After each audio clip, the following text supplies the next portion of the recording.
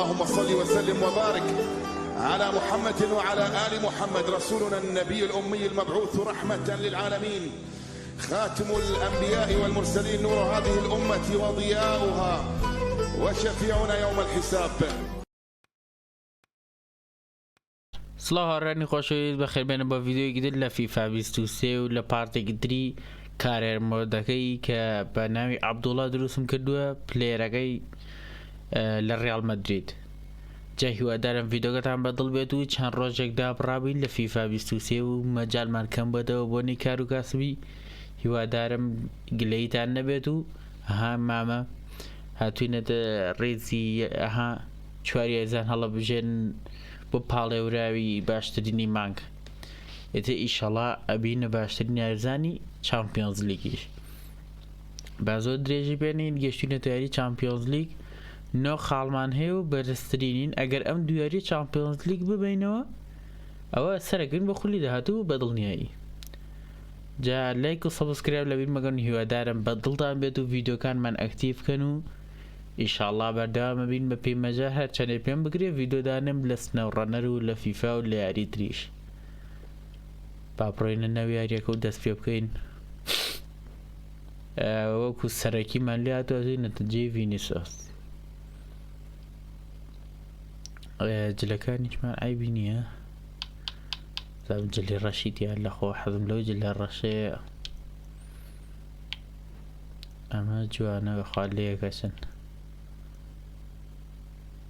ئەوە باشترە.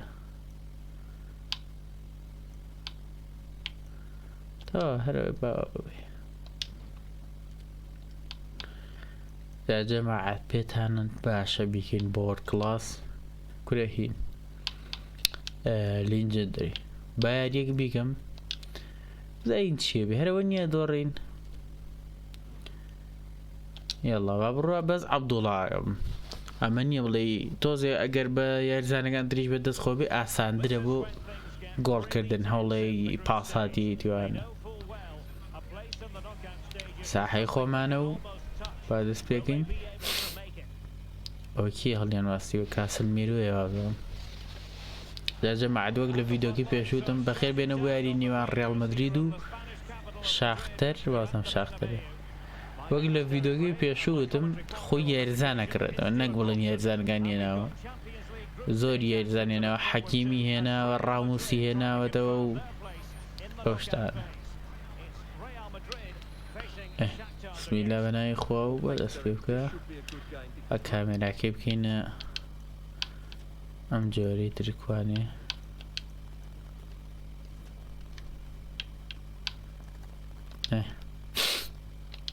پێتان باشە کامێراکی ئەم جۆرە بەیان بە جۆرەکەی در.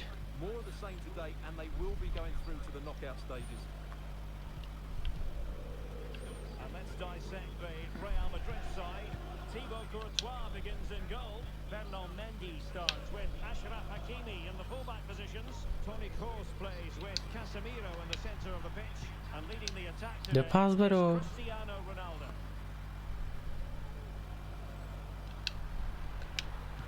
دەی ئەخ وەڵای وایە گۆڵی کردایە.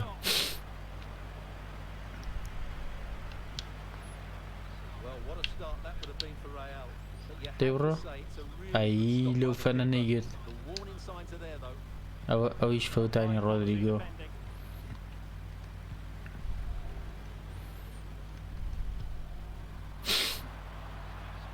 دەلێ سەنەمان بەگیان. دەیاڵیە ئەوە هەڵینەیە.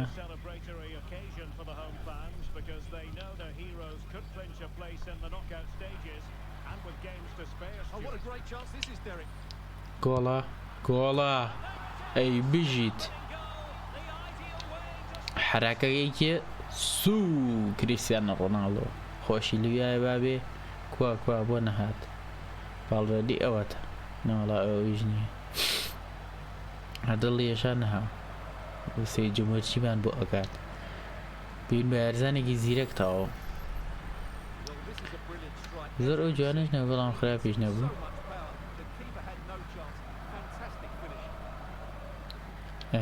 بژیدەوە ڕاهێنەریش بەدڵی بوو. سەرێکی ڕێکۆرد بکەمەوە تاوە.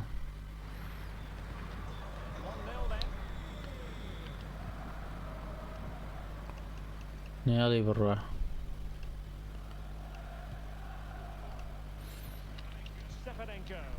دەلێ سەنە ئەوە چییە؟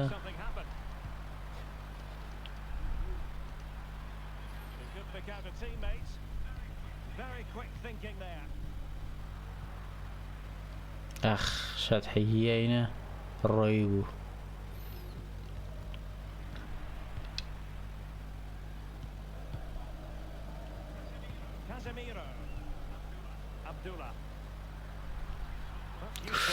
نەیەڵا بیخولێنمەوە ئەی هاوە دەی فاوڵ بێ تاوە لایەنە بە کروس.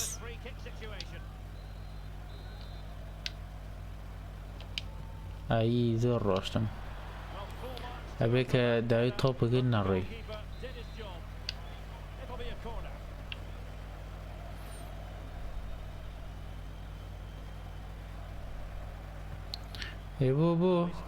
بۆ نە ئاسانایەتەوێ بە نایەنە بڕۆی.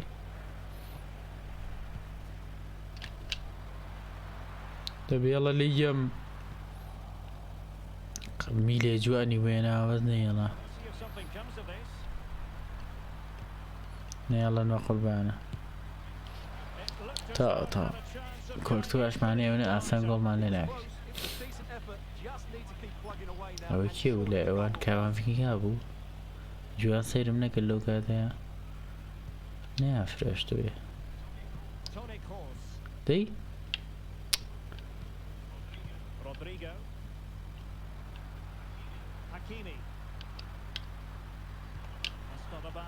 نەیەڵا بگات کاکە ئەڵێ شوێنانەیە زۆر لێ ئەسەندرێت سەری ئەڕۆی دەی بێنەرەوە لێی سەنن گۆڵ نەکا. ئەی بژیەوە کێ بوو؟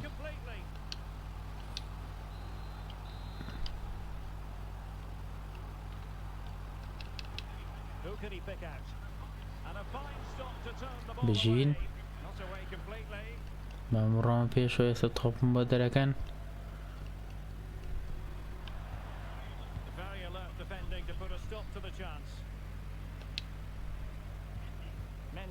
بۆ گەڕانمەوە من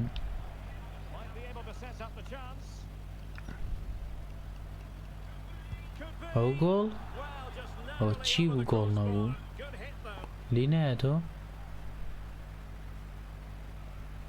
ئەو دیارە جوان نەبووە بۆیە لی نایەتەوە.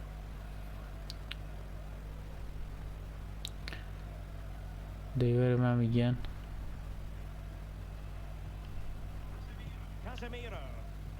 ئەشەوە پاس نایەن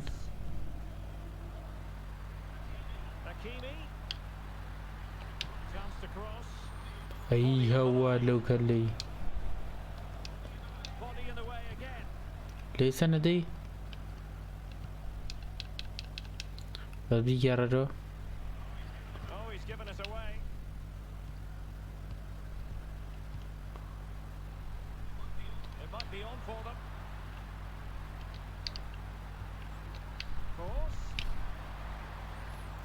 ئەی لەو گۆڵەی وەڵای خۆم بدەم گۆڵ ناوێ.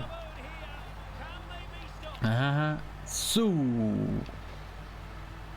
بە حرەکەی کریستیانۆ ڕۆناڵدۆ خەریکە بەد لەکەین مامان لێ کردووە خەریک ئەماکەن بە کاپتن.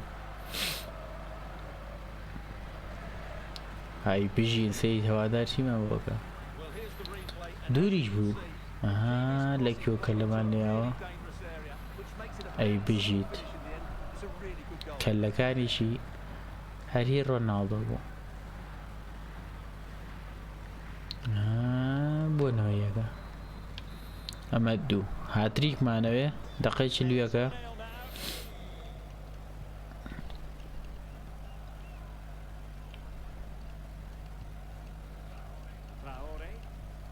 دەیوەرە دای لێ برنەکە جەبات تۆزە لوتما خورێ خەریکە تووشی هەڵامەتەم.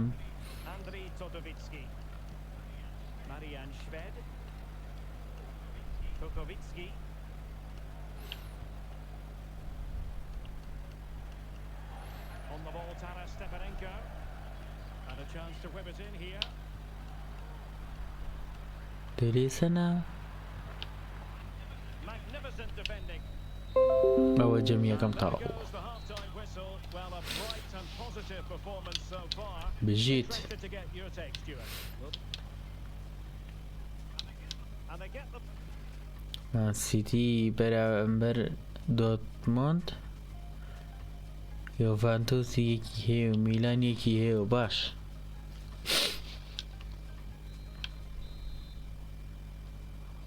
And the second half of this Champions League group stage meeting is underway.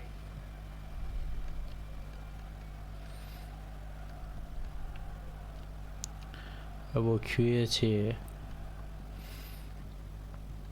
دليسنا دي إيه Couldn't keep it. Federico ده Valverde. أمديو This is Kroos. Valverde. Mendy has it. Rodrigo. Ronaldo. أخ نيلا Superb block.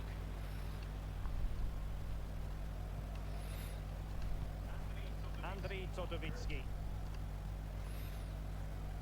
An exciting La Liga match in prospect here on EA TV. دي It's Real Madrid versus باس باس باس Valencia. باس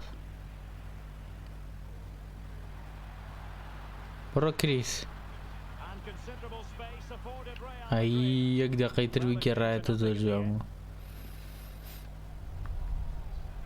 Stepanenko. Lassina Traore. Oh, great vision. روابي أوان بيجيرنو حقيقة مني Options in the centre. Stepanenko.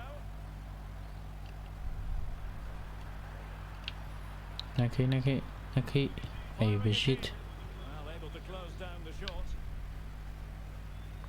توبيان ليدر ناكري زور سيرة Real Madrid haven't had that much of the ball, but what they've done with it has been really good, and they'll be happy with the way the game is being played at the moment. They love to play on the أوف سايد إيه بجيت And offside it is.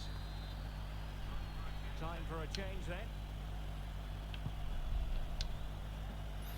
داي كريس أي بجيت Rodrigo. درانج راشتر Madrid have given it away.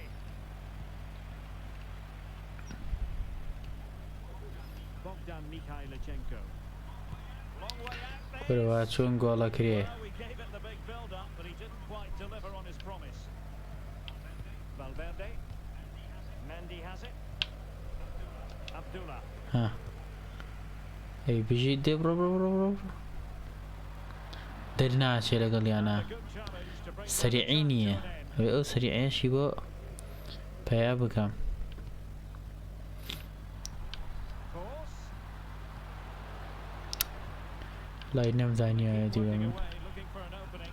And Ronaldo prepared to fire. And he's clear his lines.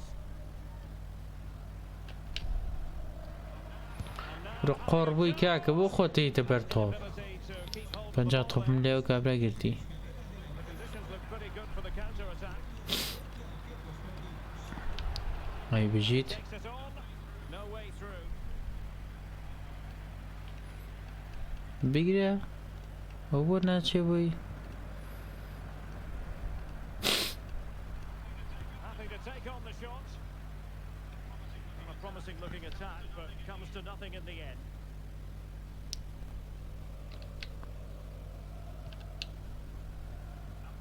Abdullah. جيان شعقنا ما خينيتو ها Now we're inside the final 15 minutes. Ronaldo.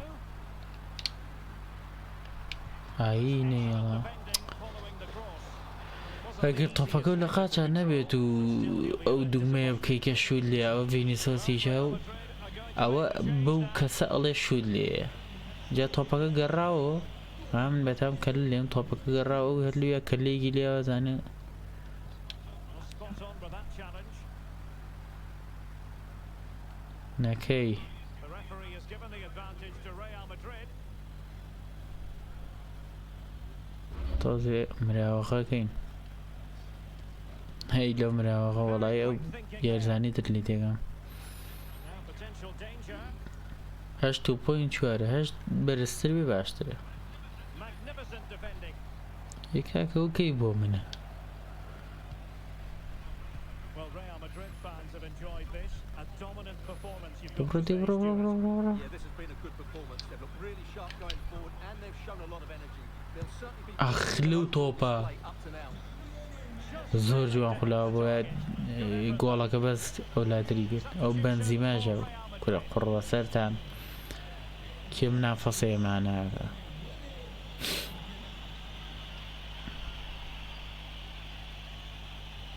ڕۆناڵدۆ داوەزی بۆ کەریم And just 5 minutes remaining. ئەی بژی کەریم Oh, super piece of play. لەویا زۆر خاوە بێت لە حەد بەدەر Danger averted. کە ئاوا ئەتەوێ بیگەڕێنیتەوە پەلەئینە ئەوە تۆزە سەریع بووە یەکسەر گۆڵەکە هی خۆمان بوو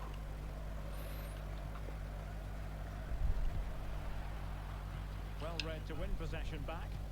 هیلاک بوازم If you're wondering about stoppage time, 1 minute to be added on. Valverde. ئەو تاوا بوو شکر He says Eh. that will do it. It's the end of the game. دوو گۆڵمان کردووە دەقەی چلوێک و دەقەی 12 جەمی یەکەم جەمی دووەم هیچ گۆڵمان بۆ نەکرا They were better than And they get the ball wrong. بژیت باشترین یاریەکە بووین کریستیانۆ 6.8 ئەو کەریم 6 ئەمە حەوت خۆمان 8.7 بووین یعنی یاچوین بۆ نوێدە لەوە هەمووی باشترە جا باشترین یاریەکە در بکەین و ئەوەش باشترین یاریەکە هە خەڵاتەکە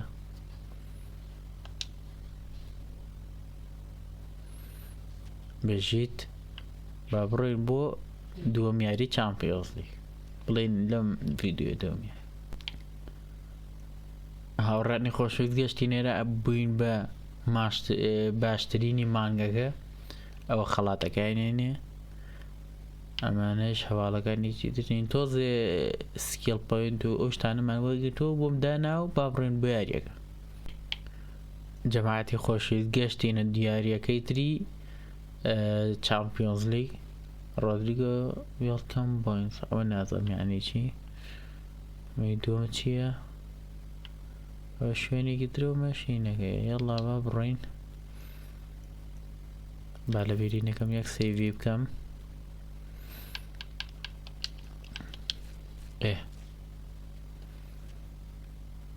بەرامبەر ڕیدبۆڵ ئەوە خۆیان حازرەکەم زان بەرامبەر کەریم دەرەخاتەوە تەشکیلەکەمان چۆنە تەشکیلی سەرەکیە ئەم جارە مۆدریچ کاپتنە خۆم و ڕۆناڵدۆ و ڕۆدریگۆ یەڵاوی ناوێ با بڕین بە هەر ئەزانی چی بکەین هەر لێرە لە سێتینگەکەوەیکەین بە لێنجە دەری جلەکارمان زۆر باشەوە سپیەمان ڕەش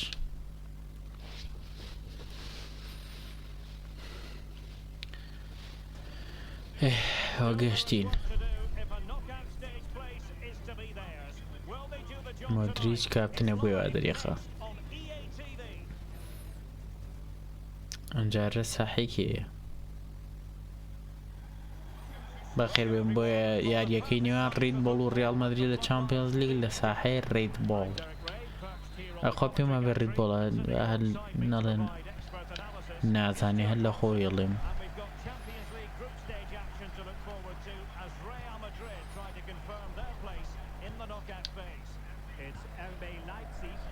دەی بڕۆ ئەی بژی سێوە فەنانەیکە this should be a good game because Real have played some great football. نابڕەژێن More of the same today and they will be going through to the knockout stages. ئەی بۆ بینان کەس نەیگرت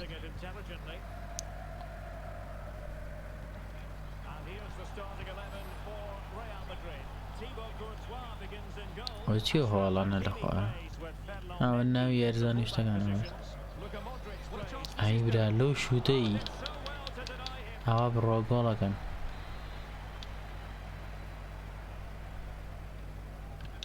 can they pick out? Good pressure to win the ball back. نكي أي بجيت That's a straightforward stop.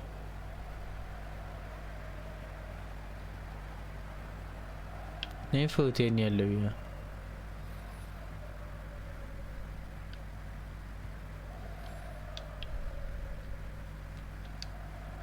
Well, as we've already made note of, here is the scenario for the visitors on this occasion.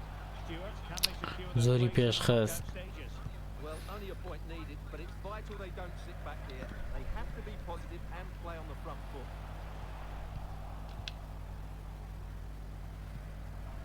Valverde. Modric. نالا توبك برا Diallo. Nkunku has it. Intelligent threaded pass here.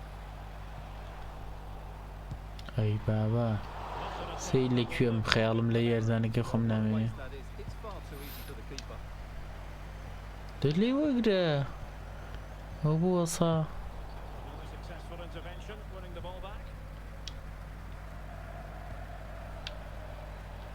Modric. Attacking possibilities for Real. أي هوار طبعا شلون فودين Ziyech. Konrad Laimer.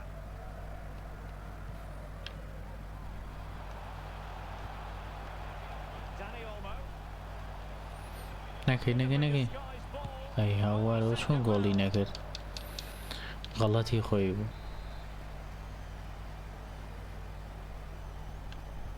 And over it comes. And both hands on it. Good goalkeeping.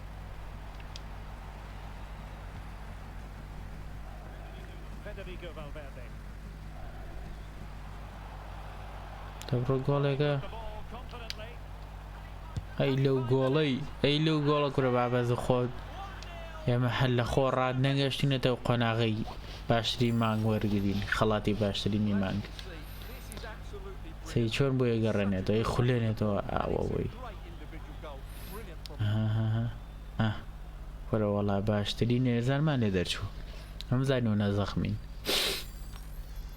جاء او بشي او سريعين بو بكريتو بقوتي قم بو فيديو ده هاتو ان شاء الله ويلي كم Having conceded, سريع تربيت Leipzig can flick a switch and come up with a goal of their own.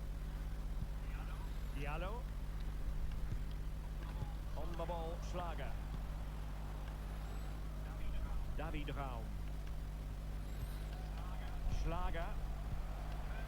Werner. Well, that's how to keep the opposition at bay.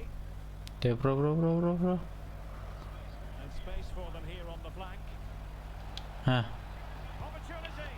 تلي اي بيجي تا بأواني جول كان هنا لين هالخوي جول Will it turn out to be the two-punch knockout? هي بكريستيانو جول كاكاشي بكاس الميرو how quickly they break forward once they win the ball back. While the movement in the box is equal to it, it's such good timing.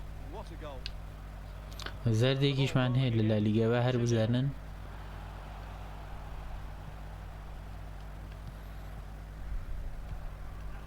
Dani Olmo might be able to set up the chance. ناكي اي بيجي كرة وكورتو صور زخمة Stop though. Well, they haven't seen too many chances, but the crowd sensing this could be a turning point. They need a goal here. Able to get a body in the way, but he dealt with that ball played in rather well. هي هوار لو شطحانة شون توبا ناقري Ziyech. He read it well defensively.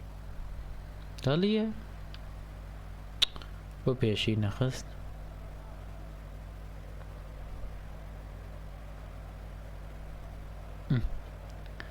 ده فاول كاكا اي هوار بو فاول نيا Nkunku. On the ball, Schlager. And Leipzig in a position of menace. دالي سنن بابرم Schlager. Really doing a fine job of protecting the ball. Modric. That's very effective, good high pressing. Federico Valverde. The ball with Luka Modric. ببين Well, just 1 minute of time added on for stoppages. نایەڵەن هەڵیشی ئەبۆوێ Doing his job. And there goes the half-time whistle. Well, a ئەوە bright and positive performance so far. گۆڵێکمان کرد و جەم یەکەم تەواو بوو ئەڕمە جەمی دووەم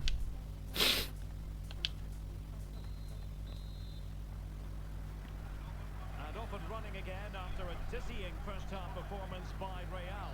Will we see more of the same in the second 45?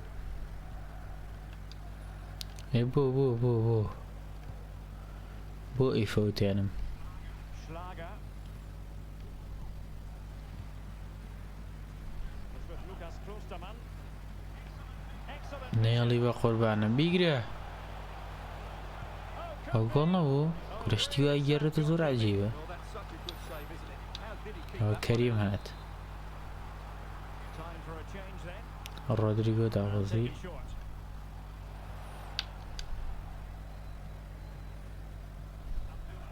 دەبڕۆ دەی بڕۆ And a quick reminder, we've got more football from La Liga coming up for you live here on ئەخ دووخوا و غەڵەتە چی بکردم facing Getafe. شوت پاوەرم کرد Two good teams in a great stadium. I'm really looking forward to that one. هەرەبێ و شوت پاوەرە گۆڵکەم Oh, he looks threatening. ئەو بەرقاچی و کە وایە That effort remotely qualifies as respectable. نا ئەو بۆ On target because the technique was really poor on that occasion. کرۆز هات Good effort. مۆدریچ داوەزی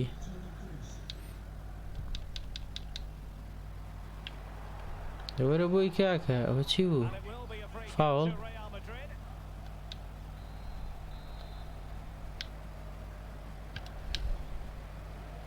دەی گۆڵ ئای Routine there for the زۆر goalkeeper. بەرز بوو فریایگە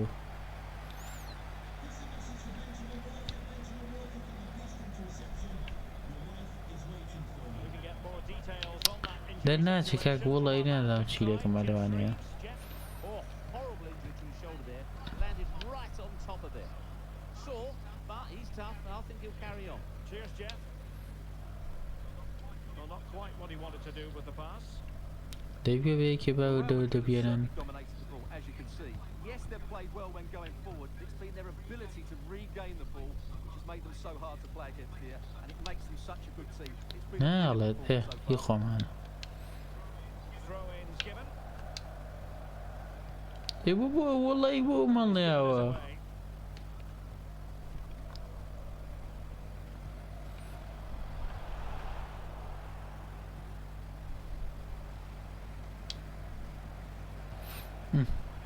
نایگەێنێت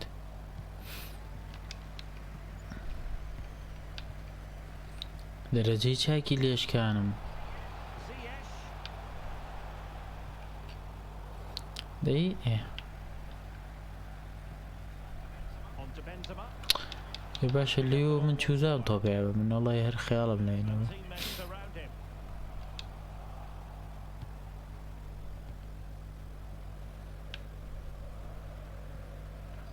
Casemiro.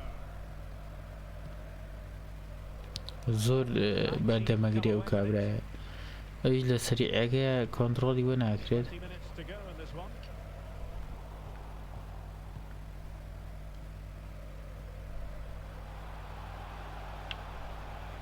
And he keeps going. بەلاچۆ لەو بەردەمەیە هەزار شوتە گێڕاوە Substitution there. ئەوەی حەکیمی ڕێ بۆ پێما بە مێندیە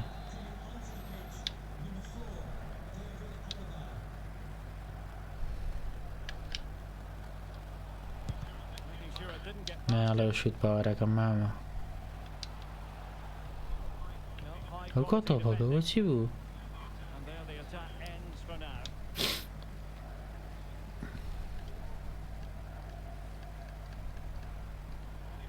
Really good high press. لە هەڵیە Ronaldo. درەنگ هەڵیە کاکە بگەن کۆ بنۆ لێو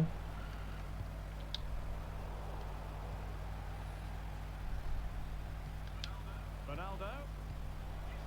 It's there for him. وڵی وا داوای پاساتم گەکەچی کە تۆپەکەی یامێ Well, what a waste خۆی that is. پاساتەکەشیە Easy for the keeper. He should have made him work harder there. And Leipzig come away with it. Schlager. Nkunku has it. Konrad Leimer. ليسنا Ziyech. Klostermann. Schlager. Always going to be the goalkeeper's ball.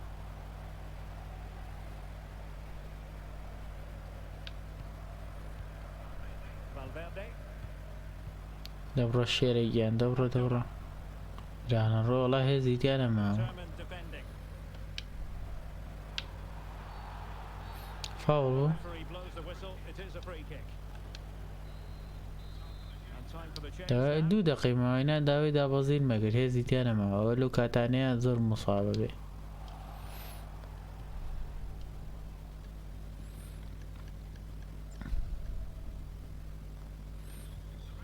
The referee has decided that 2 additional دبا minutes گۆڵە ترمان are کردایە required. 8.3 Leimer. پۆینتەکەشم کێشەی نییە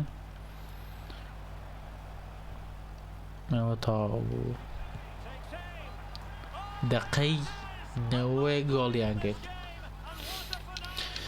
پێم ناخۆش بوو Well, here we can see it again, and it's all about the pace of the passing. One touch, slick movement, Dani and then the Olmo. shot could not be hit any better. Struck with such venom.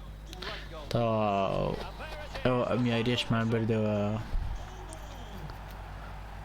بەس بەدڵم نەبوو فرسەتی چاکمان لە دەزیە غەڵەت بووم بژین دەستان خۆش ئەو مێندی بوو تەواو ڕۆدریگێر و کاسلمیرۆ و